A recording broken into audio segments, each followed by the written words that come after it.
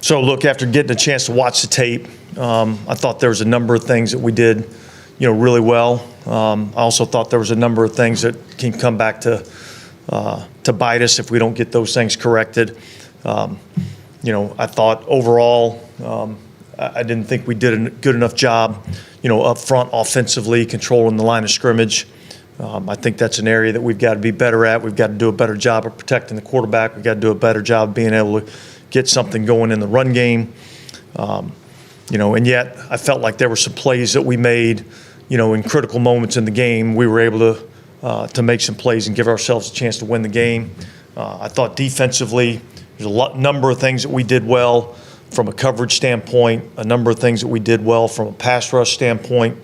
I still think, there was really probably 2 runs in the game that I felt like, we didn't fit up like we needed to. We made some mistakes, gave up a little bit more yards in the running game than we should have.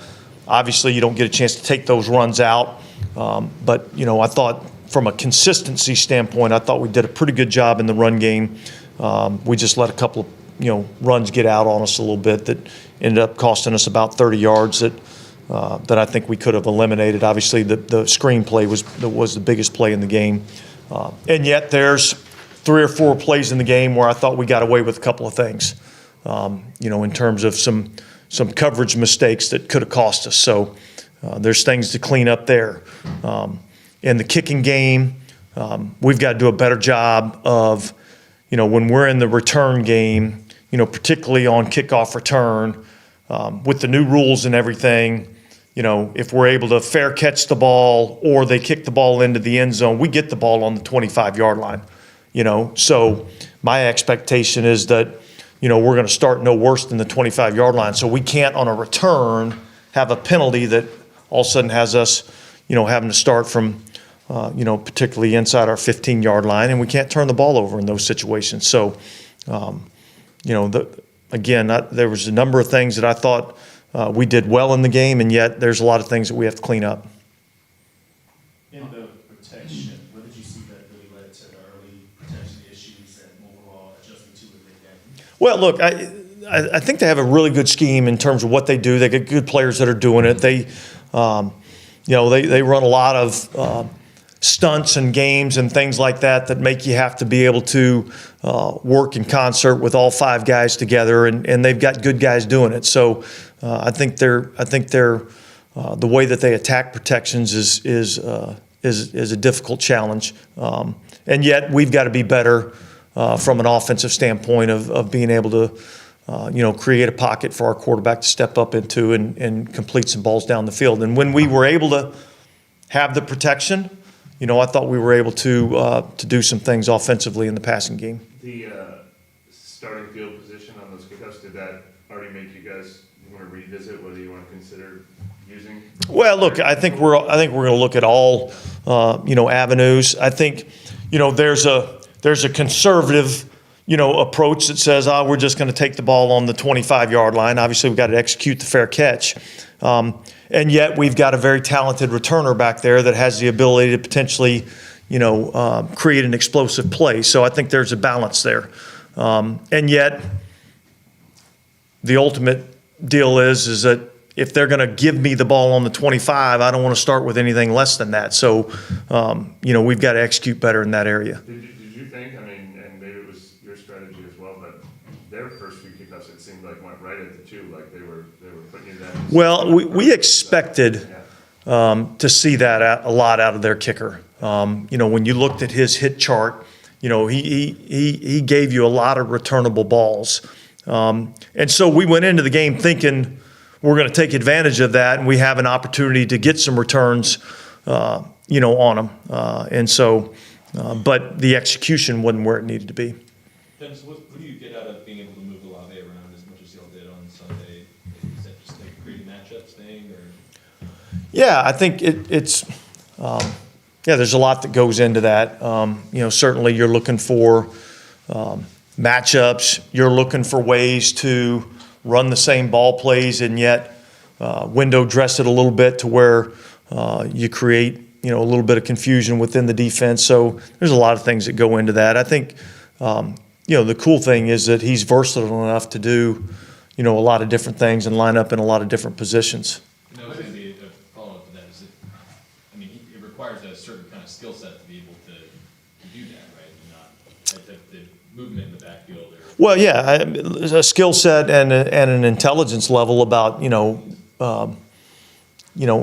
how to line up in a lot of different positions, and so I thought he did a good job on that. I thought we did a pretty good job of some of the short passing game stuff and being able to create some short passing game, which created some, explosive plays, on catch and run opportunities. What does it say about the connection already with Carl Olave that hasn't go for over 100 yards in their first game? Yeah, I don't think it's going to be the last time we're going to see it. We've got a lot of weapons offensively. We've probably got more speed on the field offensively than maybe what we've had here in a while, and so it's good to see. Like I don't.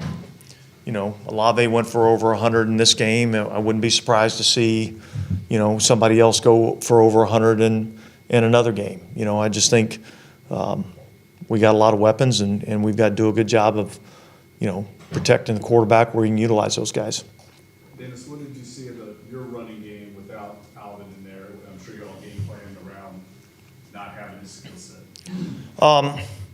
Yeah, well, look, I don't think we got as much out of the running game as I think we could have. I think there was probably 3 or 4 plays in the game that I thought could have been really explosive plays that we didn't quite finish down the field. A couple of plays that got out on the edge that if we'd have just got a block here or there, rather than it being a 4 or 5 yard gain, it could have been a 15 to 20 yard gain or potentially more. So I think, we were closer offensively to creating some explosive plays than what maybe I thought coming off the field. But after you watch the tape, there's some plays there to be made, and it's good for our guys to be able to get in and watch the tape and see where, if we just do this just a little bit better, it could have been, an even more explosive play. There's a couple of times the ball got out on the edge that we ended up kind of reaching and tugging that, cost us some yardage in the run game. So, look, it's certainly going to be something that we're going to look at from a schematic standpoint. What can we do better? How can we put our guys in better position? And how can we run the football, better than we did in this particular game? Obviously, it's hard to create 3 turnovers a week, but the turnovers in the red zone stops. Is that kind of an expectation of what you expect from this defense? Yeah, I think all of us have been accustomed to seeing this defense play that way and be able to take the ball away, create pressure on the quarterback. I think those have been hallmarks of our defense, and it was good to see our guys go out and do that. And I think if you take the block punt into account, and you'd say there's 4 takeaways, in the game, I think that was a huge factor in the game. And then, look, I think both teams kind of struggled a little bit in the red area. I'm talking about offensively, and yet that was the difference in the game, and that we were able to, score a touchdown in the red area and be able to hold those guys to field goals. What's the evaluation of Lou Hedley's first game? A little up and down, And look, you're going to watch his punts, and a lot of times it's not going to look conventional or maybe not be aesthetically pleasing, but yet the results, end up being pretty good. There's going to be some times where, the ball's going to be on the ground, and we're minimizing return opportunities. And I think that's part of, kind of his kick style that I think can be a weapon for us. So I thought both of the young specialists, I keep saying young, Hedley's not young, all right, okay, rookie specialist. I think it was a good experience for them to get out in a real live game situation, at home, in the dome, all eyes are on you. And I think both those guys will continue to improve and continue to get better. What I thought overall it was pretty good. Yeah, I thought overall for a first week, having not had a lot of opportunities to tackle throughout the preseason, I thought overall it was pretty good. It didn't seem like Headley had a couple of punts that got caught right on the near sideline and was kind of pinned right at those again. Yeah, that's part of it. Look, the ultimate goal, on the when you're punting the ball away is, change field position, and the best way to change field position is not allow returns. It's much harder to cover when you're kicking 50, 60-yarder, 4-0 hang times right down the middle of the field. So hang time, kick location, all those things are critical factors in terms of trying to minimize return opportunities. Obviously, last year was an unaccustomed performance in the run defense, but how do you build off of what you did yesterday to keep that run defense going back to form?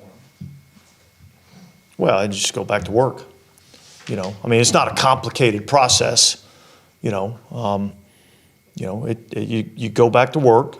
You understand what your run fits are. You understand what the techniques are. You play with good pad level, and you fit things properly, and you make tackles when you're presented the opportunity to make tackles. So it's not a complicated process. And like I said, overall, I thought. Overall, I was pleased with the run game. I'm not happy that we had a couple that bounced out on us. And certainly those are things we got to get fixed. What does it say about Mario that he's able to have a game that he had while dealing with what he's dealing with? Yeah, here's the thing. Like, all these guys, they walk out there, they got, a helmet on, and all is the jersey number and the name on their back. And you look at them just as a professional athlete.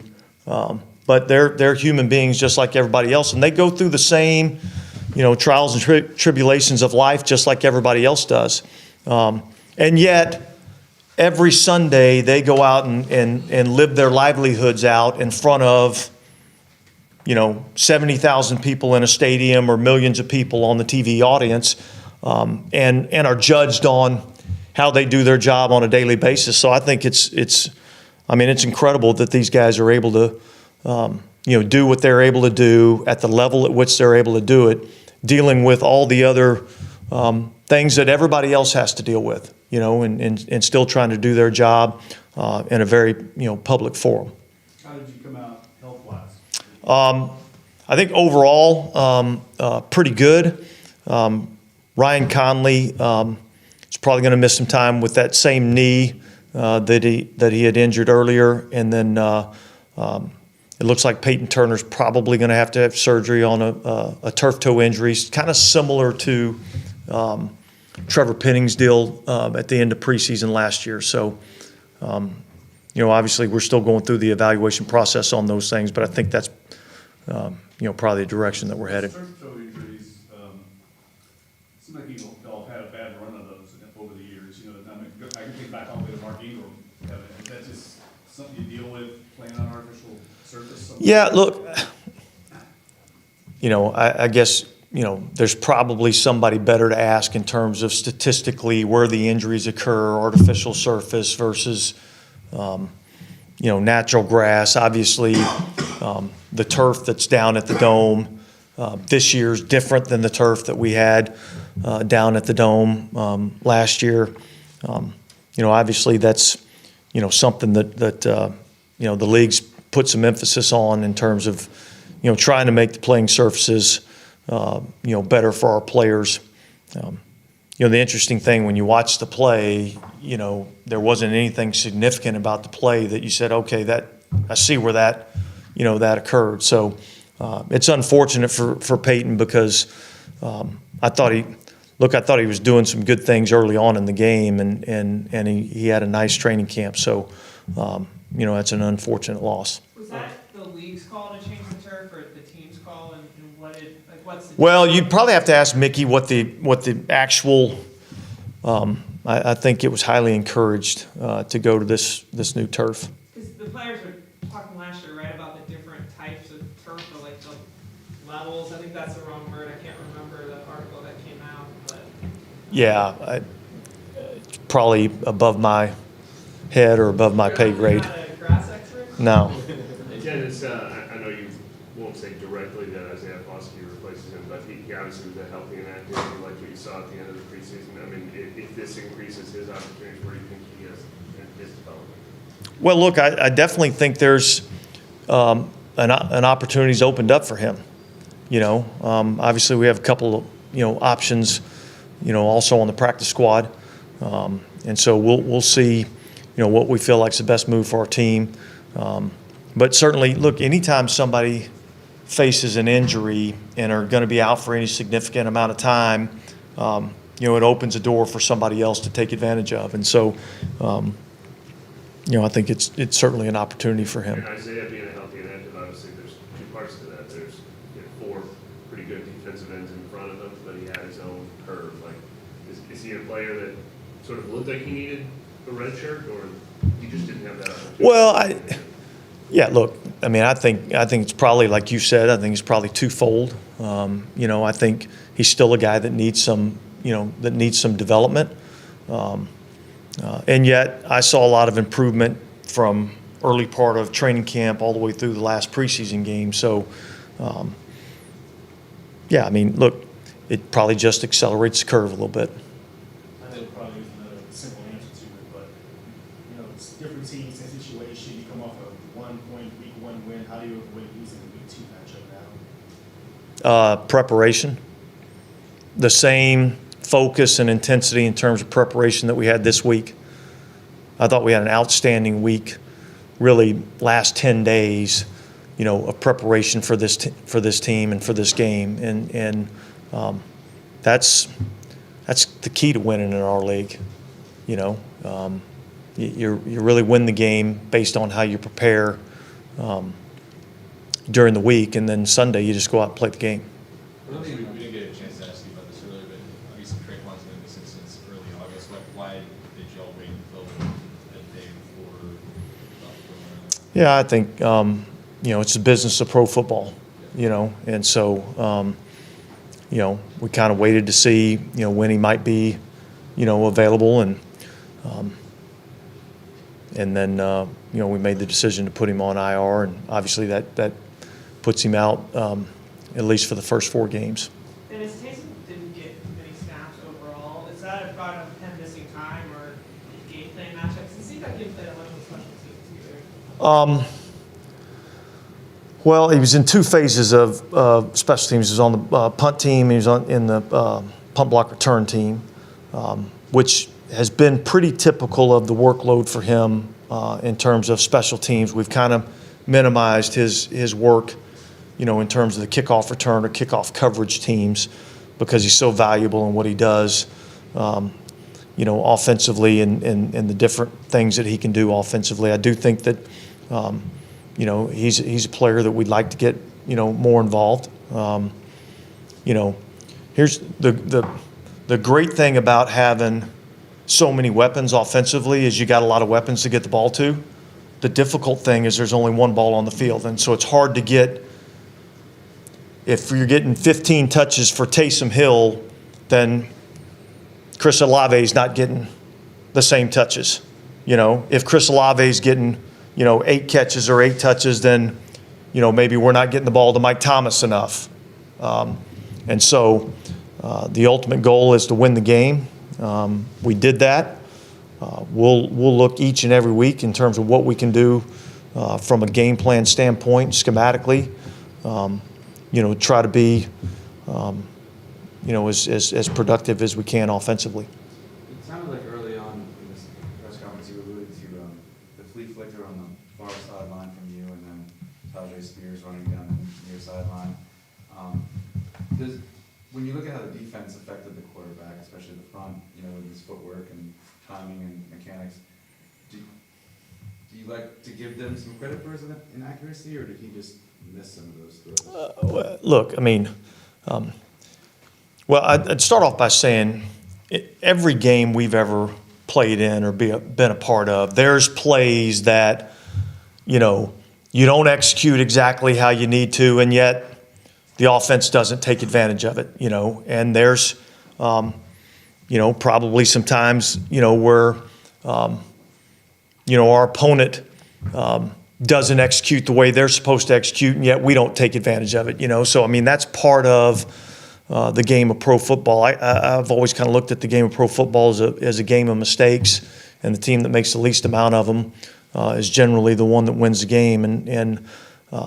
But again, those are good learning experience. We get a chance to come in here, watch the tape, make the corrections that we need to make sure we understand the importance of, you know, doing our job on every single play, because somewhere down the line, those things are going to hurt you.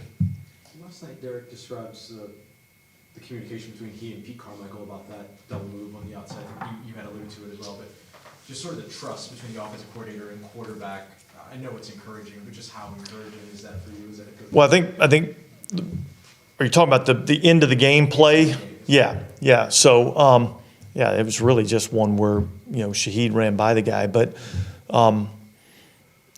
you know, so when that play came up, you know, obviously when the series came up, you know, Pete and I talked on the sideline, and I said, you know, we're not going to be able to just run this clock out. You know, we've got to get first down. So we're going to have to throw the ball, you know, to be able to convert some first downs. And so when it got to that 3rd and 7, you know, that was a play that Derek and Pete had been communicating on the sideline, that Derek felt like there was an opportunity there. He felt like he liked the play. And in that situation, he felt like, you know, he'd take the shot to Shaheed if it was there. He still had Olave coming on the over route, and yet the 2 checkdowns, you know, on the backs coming out were still going to be available to him if he didn't like that. So, you know, I don't know if that's the play I would have called, but that's the play that, you know, they felt good about, and I had confidence in our guys to go out and execute the play. And so I told the guys today, I told them the other day, I mean, we're going to play the game to win. So, you know, when it's time and we got to make a play to win the game, I'm going to put it on the players to go do it. What are your thoughts on Bryce Young from the scouting y'all did on him? Look, I thought, and I'm just now getting into really studying him in terms of game planning for this week. You know, I thought he was extremely accurate. I thought he was extremely intelligent, made really good decisions.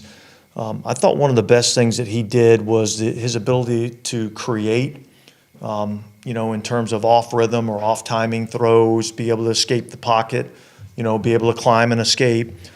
So I thought just his, you know, some of the, for lack of a better term, some of the playground, you know, football that he's able to, you know, create on the field, I thought was one of his best assets. So, you know, I think, you know, he's clearly, you know, a good prospect, and you know, we're gonna treat him with the respect that he deserves.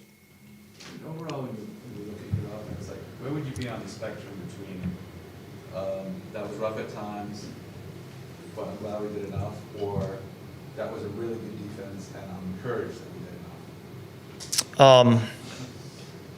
Yeah, it's interesting. I think I'm on the probably the spectrum of it was rough at times, but encouraged that we did enough to make the plays that we needed to win the game. You know, obviously they're a good defense, and they're a good football team. You know, I mean, you know, people, you know, forget this was the #1 seed in the AFC 2 years ago, with a lot of the same cast of characters. So it's a good football team that's well coached. We knew that this was going to be a tightly contested game. We knew that, you know, they kind of hung their hat on kind of these grind it out, keep the score down, and be able to win the game in the critical moments. And so it was good to see that we played that type of game, and we were able to make the plays in the critical moments to win it.